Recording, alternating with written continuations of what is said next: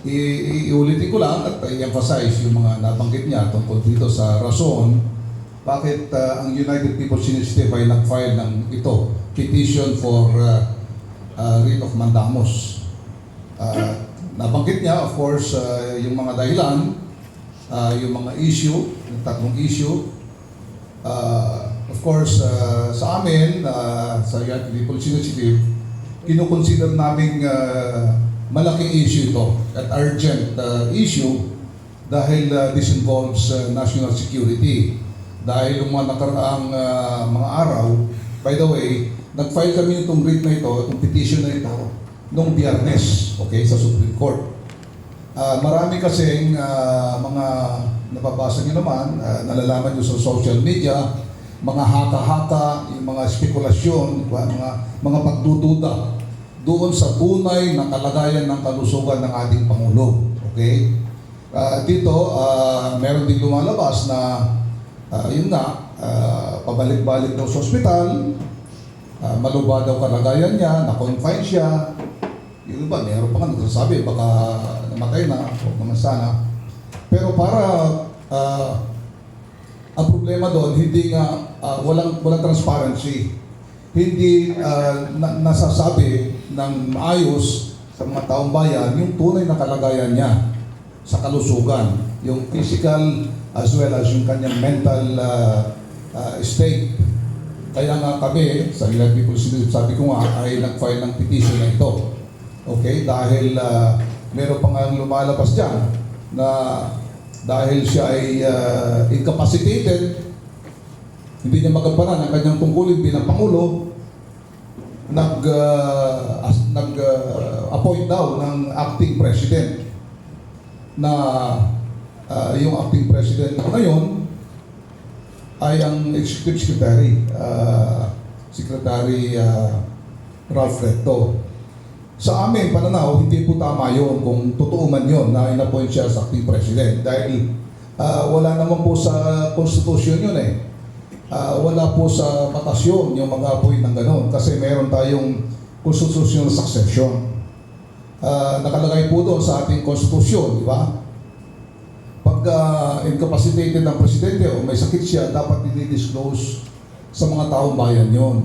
Nandun yun sa Article 7, Section 12 ng ating konstitusyon, nakasama dito sa ating petisyon, na responsibilidad ng ating pamahalaan na i-disclose o ilahad sa taong bayan yung tunay na state o kalagayan ng kalusugan ng ating Pangulo. Kaya precisely ito yung ginawa natin para once and for all, mawala yung mga haka-haka, wala yung mga spekulasyon, wala yung mga ano, kasi nga pagka totoo yun na siya ay mayroong incapacity at hindi nabibigyan ng tamang aksyon yung sinasabi ng ating konstitusyon, maraming mga vested interest groups na pwede mag-take take advantage. Di ba? May acting president na executive secretary, yung mga iba pang grupo dyan na gustong mag-take over, it will cause instability. Hindi lamang instability, kundi maaring source ito ng kaguluhan sa bansa natin na ayaw natin mangyari. Lalong-lalo na ngayon dahil meron tayong krisis. Okay? Yung United People's Initiative ay kasama dyan. Sumasama kami dyan sa mga kababayan natin galing pa ng Batangas. Nakikisamang UPI dyan sa Liwasan. Kaya nga dito ginanap itong press conference nito dahil kasama tayo dyan sa yung katabing natin, yung Liwasan. Mga 2 minutes lang dito. So tayo ay nakikisa hindi lamang dito sa kahilingan ng ating mga taong bayan, mga kababayan, para dito sa true state of physical and mental condition ng ating presidente, kundi tayo rin ay nakikisa sa panawagan na ang pamahalaan dapat ay ibaba ang presyo ng langis. Kasi pagka hindi ba ang presyo ng langis, hindi lamang langis na napakataas ang presyo, kundi pati lahat na ng mga produkto, lahat na ng mga bilihin ay mahal din, lalong-lalo na yung pagkain, mga serbisyo. Kasi kaya ito rin ang pinapanawagan namin na sana ang pamahalaan sa magitan ng ating Pangulo na sana ay maganda yung kanyang physical and mental health ay gampanan yung tungkulin. Again, na talagang dapat pababain. May krisis tayo pero may mga pamamaraan para may baba yung presyo ng ating mga langis at mga iba pang pagkain tulad ng pag-abolish o pag-reduce ng excise tax sa VAT. Pagka ginawa yun ng Pangulo ng ating pamahalaan ay bababa yung presyo ng ating mga langis, mga pagbilihin, okay? So hindi lamang yun ang pwedeng gawin ng Pangulo o gobyerno. Pwede rin actually posisihin talaga yung pagkaganitong krisis. Nasabi naman doon na empowered ang presidente, empowered ang gobyerno na talagang posisihin yung mga magkano ang import price, magkano ang selling price, magkano profit o ganansya ng mga oil companies na yan. Okay? So pwede ganun yun para talagang mapigilan yung profiteering o yung pagtataas ng mga presyo dahil dito sa krisis na ito. Kasi ang mangyayari yan, samantalang yung mga taong bayan ay naghihirap. Yung mga iba umiyak, lalo yung mga tsuper na wala nang maiuwi sa kanilang pamilya. Meron namang iba dyan ay lalong yumayaman dahil dito sa krisis ng oil na ito. Kaya ito nga, nakikisa kami, hindi lamang dito sa call for the revelation of the state of physical and mental health ng ating Pangulo, kundi dito rin sa panawagan ng mga taong bayan para ibaba yung presyo ng ating langis at iba pang mga bilihin. Yun lamang po. Thank you. Maraming salamat, Sir Major General Romy Bugis.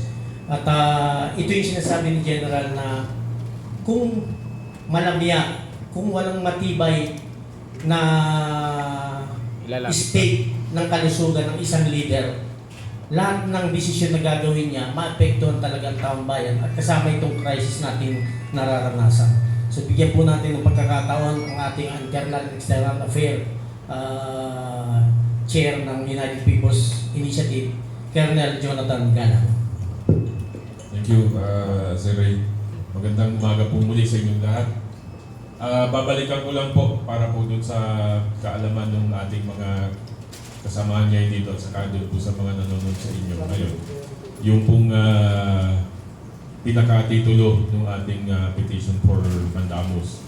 Ang GR number po nito is GR number E-05799 for mandamus under Rule 65 of the Rules of Court.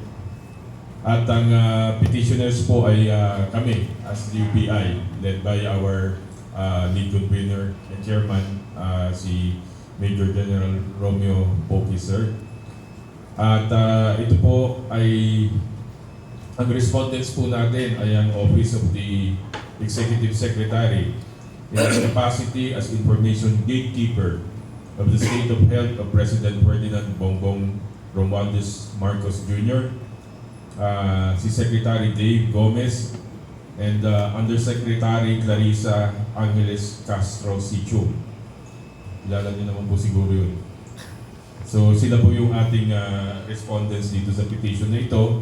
At ang title po ng ating petition ay Urgent Petition to compel faithful and immediate implementation of the constitutional mandatory duty to inform the public about the serious illness and state of health of the President of the Republic of the Philippines under Section 12 of Article 7 of the 1987 Constitution. So, gaya nga po nung nabanggit na, napakarami po kasi ng mga haka-hakang lumalabas. Kami po sa UPI, minarapat po namin na yung mga katanungan na yun ay gawin natin lehitimo at legal na pamamaraan. Kaya po kami nag-file ng mandamus.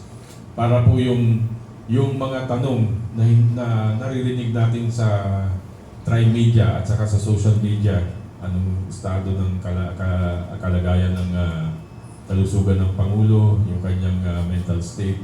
Ang dami pong lumalabas. So ito po yung lehitimong tanong ng bayan.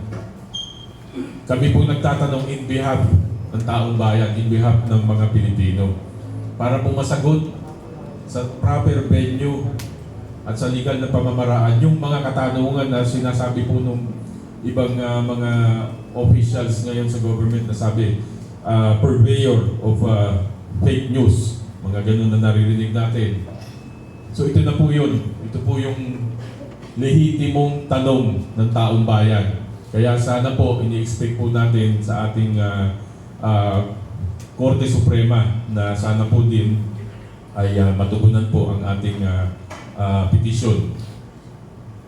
Marami po tayong mga kinakaharap na challenges ngayon dito sa ating bayan, lalo na po itong oil crisis na nangyayari.